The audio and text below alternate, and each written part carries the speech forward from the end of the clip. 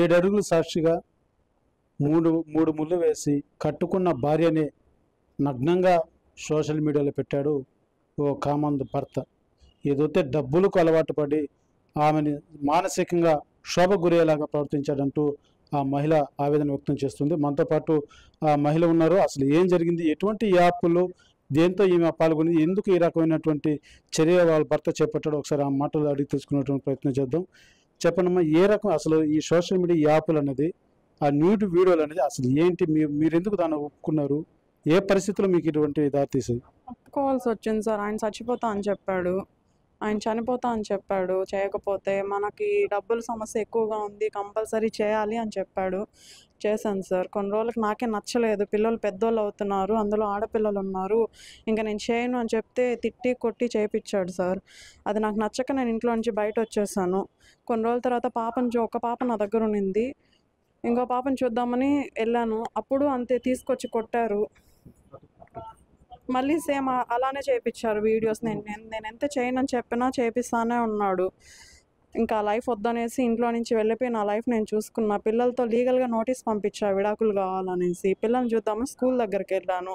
అక్కడ స్కూల్లో నుంచి ఊరికి తీసుకెళ్ళి కొట్టారు, స్కూల్లోనూ కొట్టారు, రక్తం వచ్చేలా కొట్టారు, తలలో కుట్లు పడ్డాయి. అసలు మీ భర్త ఇలా చేయడం, ఈ న్యూడ్ కాల్స్ అన్నది కూడా ఇది ఒక ఆన్లైన్లో చేసేటువంటి యాప్ల ద్వారా చేసేటువంటి కాల్స్, ఇలాంటి చేస్తే మనం జీవితం ఏమవుతుందని మీరు భావించలేరా, మీరు వద్దని వాదించలేదా? ఆ సిచ్యువేషన్లో నాకు ఆయన ప్రాణం తప్ప నా ప్రాణం నాకు ఇంపార్టెంట్ అని అనిపించలేదు సార్ అని చెప్పాడు. చేయాల్సి వచ్చింది సార్. కరెక్ట్. కానీ మన ఏదైతే మీరు భార్య భర్తగా ఉండి పరాయి మొగడుతో ఈ విధంగా ఎంత ఒప్పుకున్నప్పటికీ, ఎంత పరిస్థితులు అయినప్పటికీ ఇలా చేస్తే ఆన్లైన్లో కావచ్చు, ఇప్పటికే అనేక మోసాలు జరుగుతూ ఉంటాయి ఆన్లైన్లో యాప్లు అన్నవి. ఇది మీరు ఎందుకు? చూసుకుంటానని చెప్పాడు, ఏం జరిగినా చూసుకుంటాను అని చెప్పాడు.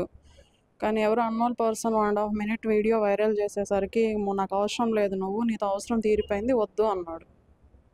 ఆ వీడియో బయట వచ్చింది కాబట్టి అన్నారా, లేకపోతే ఆ వీడియో బయట రాకుంటే ఎట్లా కంటిన్యూ చేసేవాళ్ళ? కంటిన్యూ చేయించేవాడు సార్. తిట్టి కొట్టి కంటిన్యూ చేయించేవాడు. ఎంత డబ్బులు సంపాదిస్తే అంత మంచిగా చూసుకుంటాడు, లేదంటే అవసరం లేదంటాడు. సంపాదించిన ప్రతి ఒక్క రూపాయి ఆయనకే ఇవ్వాలి, ఏది నా అకౌంట్లో పెట్టుకొనివ్వడు. కాదమ్మా, మీరు చెప్తున్నారు ఆ వీడియో బయట వచ్చింది కాబట్టి వస్తున్నాం అనేసి. ఇంకా మీకు పిల్లలు ఎదుగుతున్నారు అంటున్నారు, మీకు వద్దనే భావన మీకు ఎప్పుడు కనగలేదు? వద్దన్న వాళ్ళే సార్ ఇంత గొడవ అయింది. వద్దు ఇంక కంటిన్యూ చేస్తున్నట్టు అసలు గొడవ అనేది వచ్చి ఉండదు. వద్దు అన్నందుకే గొడవ వచ్చింది సార్. పైన మీరు ఇప్పుడు కొడుతున్నారు, ఇబ్బంది పెడుతున్నారు, మళ్ళా చేయమంటున్నారు, మీరు వద్దు అనేసి మీరు అంటున్నారు. మీరు కంప్లైంట్ ఇచ్చారా? ఇచ్చాను సార్. ఏమైంది? అసలు ఏమాత్రం పట్టించుకోవడం లేదు. కంప్లైంట్ ఇచ్చాను, ఏమాత్రం పట్టించుకోవడం లేదు. మహిళా పోలీస్ స్టేషన్కి వెళ్ళాను, దిశాకి. అక్కడ కూడా సేమ్ సిచ్యువేషన్ సార్. స్టేషన్కి వెళ్ళిన ప్రతిసారి, వాళ్ళని పిలిపించిన ప్రతిసారి కూడా సరే, నేను ఆ రూమ్కి వెళ్ళేటప్పుడు దాడి చేస్తూనే ఉంటారు, లేదా నన్ను ఫాలో అయ్యింది, ఎక్కడికి వెళ్తా ఉన్నా నన్ను ఫాలో అవుతానే ఉంటారు. హస్బెండ్ వాళ్ళ రిలేషన్ వల్ల నాకు ప్రాణహాని ఉంది సార్. ఇదంతా ఎప్పటి నుంచి చేస్తున్నారు మీరు? యాప్ వచ్చి 2.5 years చేస్తున్నాను. అంటే మీకు ఈ వీడియోల ద్వారా ఇట్లా చేస్తే డబ్బులు వస్తుందని, లేకపోతే ఇది సోషల్ మీడియాలో వైరల్ అయ్యి ఈ రకంగా ఎవరన్నా తెలిసిన వాళ్ళు మీ బంధువులు చూస్తారనేసి అని కూడా మీరు కనీసం ఆలోచించలేదు? మీ భర్త చెప్పాడు, ఓకే, మీ ఆర్థిక పరిస్థితి ఉండొచ్చు, కానీ ఇది ఎప్పటికైనా నీ ప్రాణం మీద తెస్తానని మీరు భావించలేదు? అప్పుడు ఆయన చెప్పాడు, చేయాల్సి వచ్చింది. ఇంకేం తప్పని పరిస్థితి సార్ నాది. నువ్వు చేస్తేనే ఉంటావు, లేదంటే అవసరం లేదు, నువ్వు నాకు చచ్చిపోతా నేను, లేదా నిన్ను చంపేస్తాను బెదిరించాడు సార్. ఇప్పుడు స్టేషన్కి వెళ్తే అక్కడ కూడా మిమ్మల్ని కానిస్టేబుల్ ఏదో అన్నారు సార్, మీరు ప్రెస్ మీట్లు ఇందాక అన్నారు. అవును సార్. ఏమన్నారు ఆయన? ఆ స్టేషన్లో కంప్లైంట్ ఇచ్చినప్పుడు నా నెంబర్ ఇచ్చాను అక్కడ కంప్లైంట్లో. ఆ నెంబర్ తీసుకొని కాల్ చేశాడు. తిరిగి నేను కాల్ చేశాను, ఎవరు సార్ మీరు అని అడిగితే నేను కానిస్టేబుల్ అని చెప్పాడు. దీనికి వాట్సాప్ ఉందా, నాకు హాయ్ అని పెట్టండి, మాట్లాడాలి అని చెప్పాడు. హాయ్ అని పెట్టా. దాని తర్వాత అసభ్యకరమైన మెసేజ్లు పెట్టి డిలీట్ చేశాడు. మీకు ఇష్టం ఉంటే ప్రొసీడ్ అవుతాను అలాంటి మెసేజ్లు పెడుతున్నాడు. ఫైనల్గా మీకు ఏం కావాలంటారు? ఇప్పుడు నాకు నా పిల్లలు కావాలి సార్, నాకు ఏం అవసరం లేదు సార్. నా పిల్లలు నాకు ఇచ్చేస్తే నేను దూరంగా వెళ్ళి బతుక్కుంటాను సార్. వాళ్ళ దగ్గర ఉంటే అసలు ఏం చేస్తారని నాకు భయం వేస్తుంది. నన్ను దింపినట్టు మళ్ళీ వాళ్ళు నా పాపను కూడా దింపుతారేమో అని భయంగా ఉంది సార్. నీ జీవితం లాగా నీ బిడ్డల జీవితం కూడా నాశనం చేస్తారనేది మీ భయం? అవును సార్.